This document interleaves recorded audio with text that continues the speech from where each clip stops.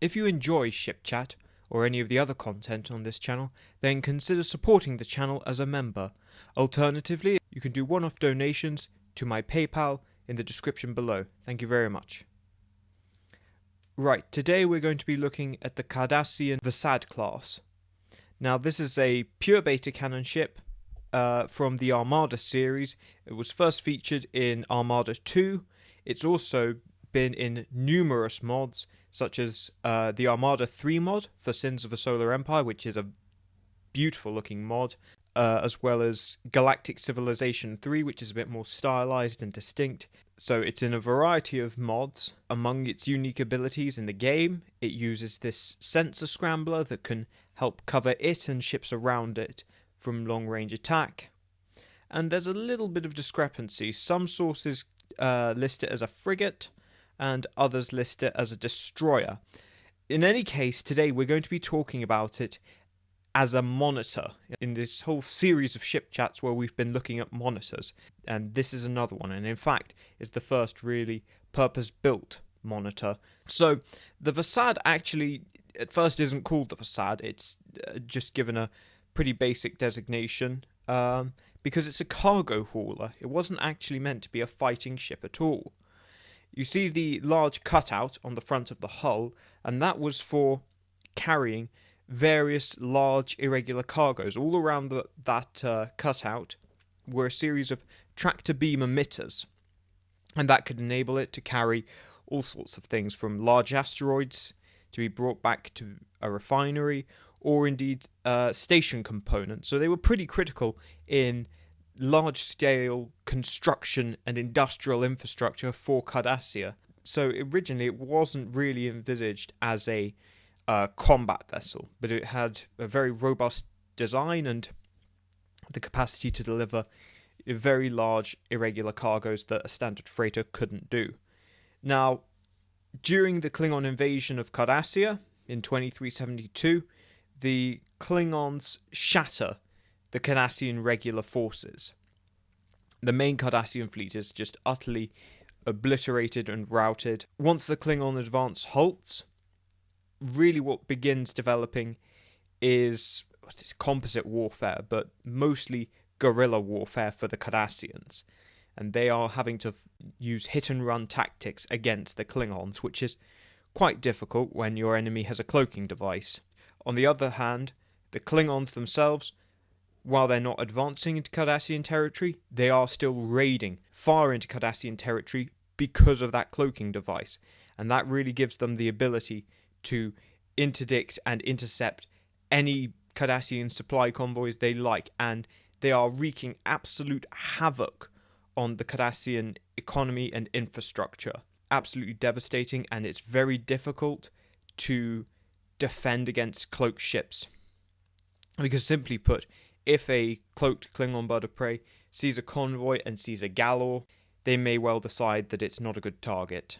Now, what the Cardassians realise, if they use long-range weapons with a heavy firepower, a high yield, they can actually retake the initiative in engagements. They find that if they're able to react quickly, get off a first shot with a strong weapon, then the Klingons will actually retreat.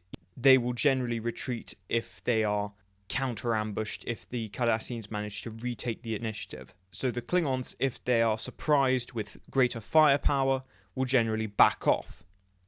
And so the Cardassians decide to actually use these cargo haulers as a means to deliver that kind of package, to retake the initiative and ward off the Klingons. It's already an established class that they think is just a supply and cargo ship, so they're not expecting it to be carrying weapons. So it's a great way to ambush the ambusher. So they refit the Vasad, they remove the tractor beam emitters and instead put in a heavy spiral wave disruptor. Now technically it's not a lance phaser, because it's a disruptor, it's a different technology, but in terms of its overall effectiveness and how it is actually used and deployed, it is very much like a lance phaser. In fact, there's very little difference from a conventional lance phaser. So they deploy these essentially with large lance phasers, and when they can blend in with other cargo ships, remain hidden, and so when the Klingons attack and they think they've got easy prey, suddenly one of the ships whips around, fires its heavy gun, and the Klingons just leg it. They do not want to deal with that kind of firepower. So it does a very good job of that. Now, the title of Vasad is actually, the Cardassians kind of adopt it. It's a Cardassian translation of a Klingon word. The Klingon word broadly refers to an ambush reptile. It's a viper, and the Cardassian derivation of that is Vasad, viper. It's an ambush predator waiting ready to strike. It's a very fitting name. In terms of its career, it's immediately successful at repelling Klingon raids. Like I say, once the Klingons start getting surprised by these, they just don't want to deal with them at all.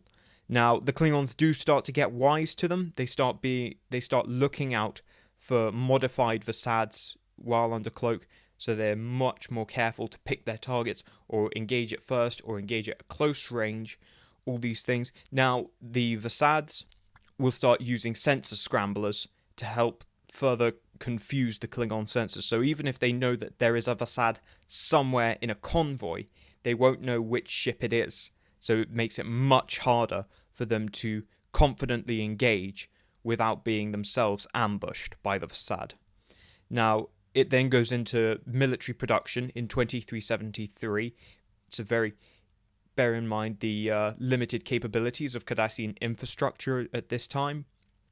It's a very easy one to build. It's extremely simple, very cheap, and reasonably effective as a defensive deterrent.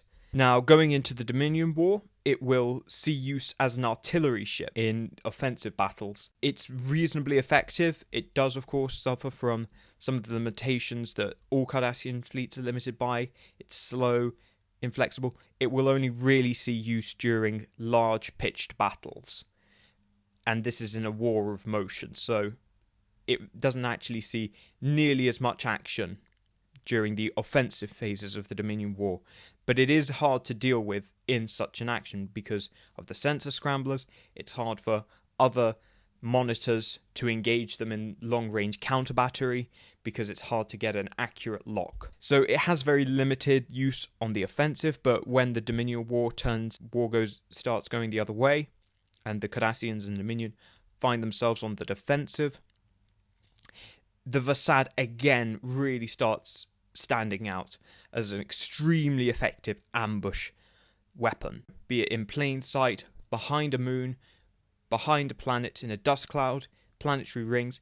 Any kind of celestial phenomena is excellent as an ambush weapon, as an ambush predator, and inflicting that attrition, and the Cardassians are able to build them at a very impressive rate as well, and it will see use in very large numbers, certainly by the end of the war, because its effect in defense is so potent. In the post-war era, it is actually still in use as part of the Cardassian defense fleet. Obviously, Cardassian military is much more stripped back, but they actually keep the Vasad because they really like it as a defensive vessel.